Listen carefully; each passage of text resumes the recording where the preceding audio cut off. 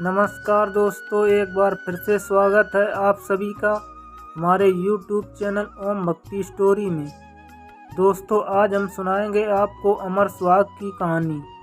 तो आइए शुरू करते हैं। अमर स्वाग एक ब्राह्मण ब्राह्मणी थे। उनके 5 बेटियां थीं।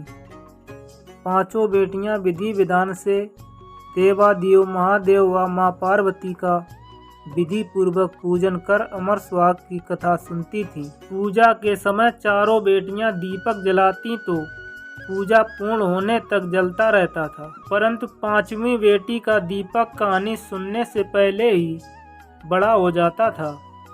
यह देखकर 5वीं बेटी को चिंता होने लगी। सभी बहनों का दीपक तो जलता है, मेरा दीपक बड़ा क्यों हो जाता है। एक दिन 5वीं बेटी ने घर जाकर माँ को सारी बात बताई। तब माँ ने कहा, बेटा, इसमें चिंता की कोई बात नहीं है। कल से तू दीपक में घी अधिक डालना। बेटी ऐसा करने लगी। कुछ समय पश्चात ब्राह्मण ने 5 बेटियों का विवाह कर दिया। चारों बेटियों के घर में अन्न धन के भंडार भरे थे, परंतु 5वीं बेटी की आर्थिक स्थिति कमजोर थी। उसका पति जंगल से लकड़ी काट कर लाकर घर चलाता था, परंतु 5वीं बेटी संतोषी व बहुत समझदार थी। कभी किसी से शिकायत नहीं करती थी। विवाह के बाद भी महादेव माँ पार्वती का पूजन करती थी। एक दिन उसका पति कम लकड़ियाँ लेकर आया तो उसने पूछा, क्या हुआ, आज लकड़ी कम क्यों लाए हो। तो पति ने कहा, आज मेरी तबीयत खराब है, मुझे बुखार है। दूसरे दिन लड़की ने पति से कहा, आज आपकी तबीयत ठीक नहीं है, आज मैं भी आपके साथ चलूंगी।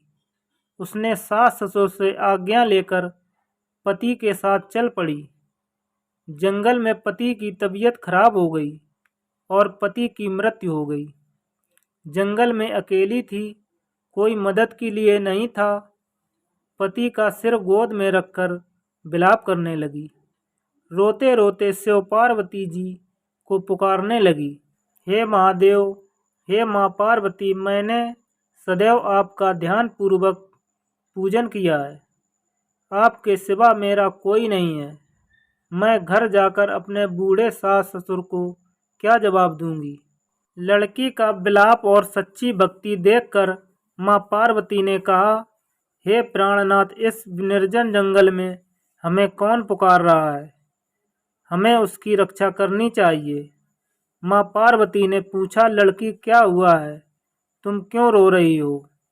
तब लड़की ने सारी बात बताई और महादेव जी पार्वती माता के चरण पकड़ लिए और विनती करने लगी।